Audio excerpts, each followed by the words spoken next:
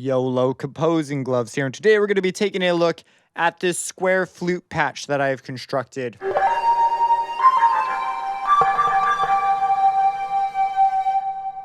It's pretty versatile. Check it out. So besides it being like a flute kind of sound, it's also got some cool expression abilities.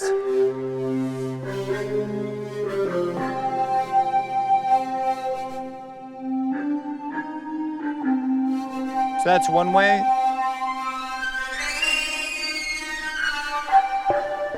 That can be really cool when it's low.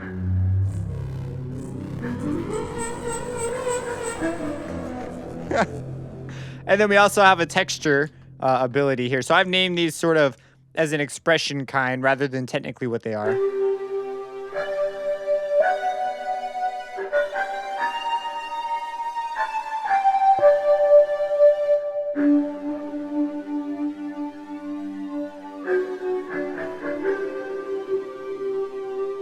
So some pretty cool things are available in here. So let's take a look. The basic patches, we have a noise generating thing up here. Makes noise, we filter the noise, and then edit the noise. And this creates the initial strike of the air against what I'm picturing as the flute. And then we have a main sound that acts as the sustained oscillation. Now, I used to play flute. A long time ago. This is my first instrument, like 5th grade. So let's really quick hear what a real flute sounds like, and then let's move forward. Now, I don't have the greatest tone anymore. One of my favorite things about the flute, because I switched to clarinet, was the flute's 3 friggin' pieces. So it's really easy to put together with a clarinet, man. There's just, oh man, you gotta put the barrel and the mouthpiece, you gotta get the reed, and you gotta get the reed just right, and then you gotta put this ligature on, and then there's the body of the clarinet. That's multiple parts. Where the flute, you know, bam, here I am. So this is what a flute sounds like.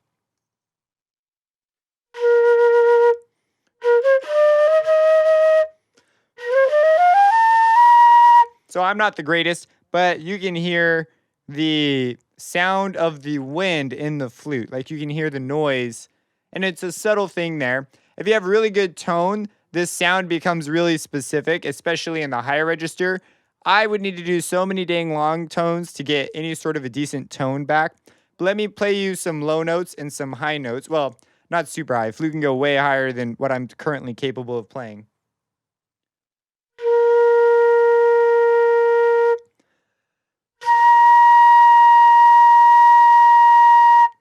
So you can hear those kinds of textures. So that's what we want to try and emulate. That's what we're after. So let's go ahead. Let's get into that. So let's take a look here at just the noise section. So that's the noise sections to get the noise part out. Now, I don't go for the sustain noise. Like you heard there was a sustain noise there, so we could try and do that as well.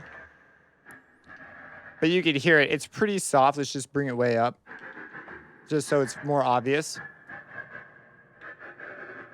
So that is the air. And so how did I do this? Well, I grabbed a noise module. And there's some stuff going on with the modulation. I'm actually using the analog oscillator to modulate the noise amplitude-wise. And it's just to create more harmonics. So it's not that big of a deal here. It just changes the color of the noise. So you can see this as a color move. Also, it helps to bring the noise out a bit, which is why I don't need to dial the level up so much. But if we were to take this and take it without the effects, it's just noise. And it sounds like someone's going,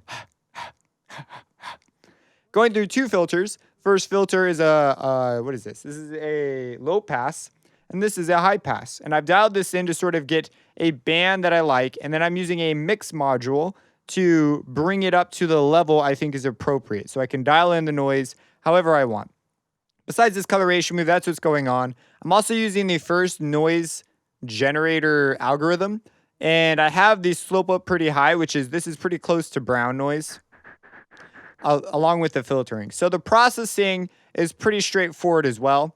I have a flanger and a chorus, which are mostly for this thing. They don't actually affect the noise too much. Like you can hear it get sort of a washy quality to it, which to me wasn't that big a deal since I wasn't going for anything realistic. And I also have a Haas delay on it, which causes it to gain a stereo image. Again, not the most realistic move, but one that I thought sounded cool. And the Resonator. Now, this is important. So the Resonator gives pitch to this airy thing. So if I play a low note and a high note, you can hear it. So it obtains this sort of square-like quality. And that's because I've connected the Resonator to a note module, and I have it change the pitch by linking it directly to the pitch by the note module. And that's what gives it this note quality. So that's how you can get notes out of things that initially didn't really have notes if you just resonate at those frequencies. And with noise, this ends up working out really well. And we also have a reverb on the end. That's just a reverb. Nothing exciting there. So that is the noise generation part. For the periodic waveform, if we were to take the noise off, sounds like this.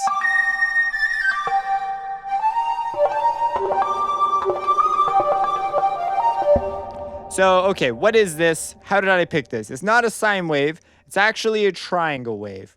And it's going through the same processing. Now, this first lane will be pretty important to sort of the texture.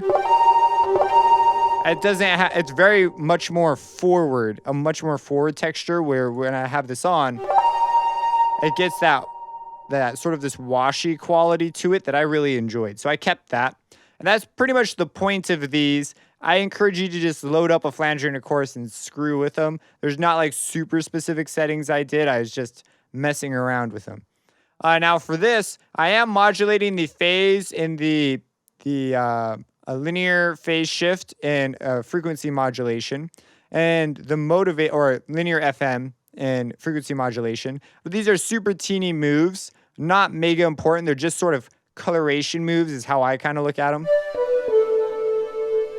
And then why a triangle wave? Well, I wanted some of those harmonics. So a sine wave is just a little more barren, and also the noise didn't have the quality that I wanted to it. So I went with the triangle wave because the upper harmonics help mix that noise in a bit better. You could also do a square, but then that takes on a really specific kind of quality that I wasn't really going for. Also, it's very bright, so I'd have to do some filtering on that.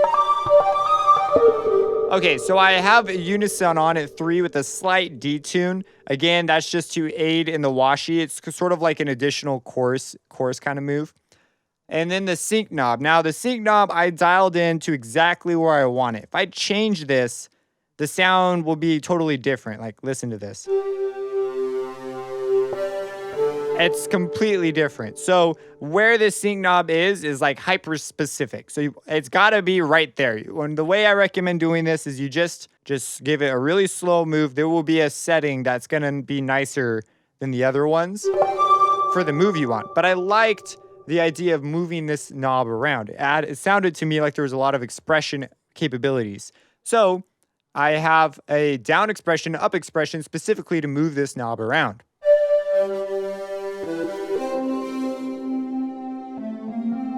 Like, that's so nice. And you can come down and it's sort of like, it's just got a quality to it that when you're playing and you have a knob and you're twisting that knob, it just makes so much sense what this knob does. Of course, going down was interesting. Going up gives very, very different qualities. I often like the down. Like, I like the way they both sound, but in different registers, these, you'll like one more than the other, probably. So here's what this sounds like in the same register.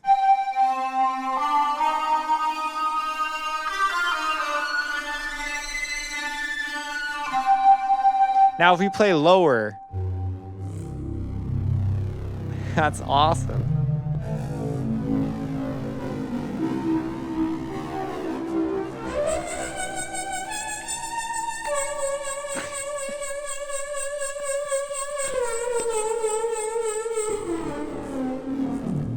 I tell you, probably if I had a favorite knob inside a phase plant, it seems to be the sync knob. It always just delivers. So, anyways, yeah, that's that. Let's play with the lower one.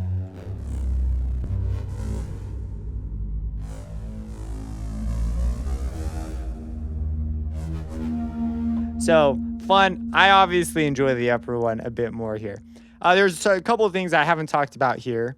I didn't touch this too much. I just sort of dialed in the envelope. I'm going to assume you know about envelopes. I believe we've talked about envelopes. If we haven't yet, they're coming. And I also have an envelope down here. This is controlling the noise module. Now, the reason I want this controlled is because I don't want the noise ringing the entire time. Now, of course, when I played, there was clearly noise, a type of noise through the flute. I'm relying on the FM and things to sort of deliver that texture.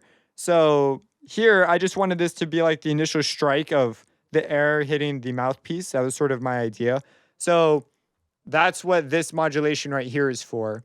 And that's what this is connected to. I'm also messing with the intensity, but it's like barely. And this is the texture knob.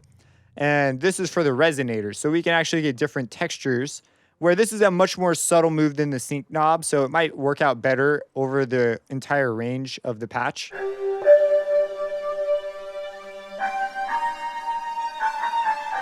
Now, I've been playing monophonic, but we could bring this up to like 8 voices. And this is where the texture will sort of shine through.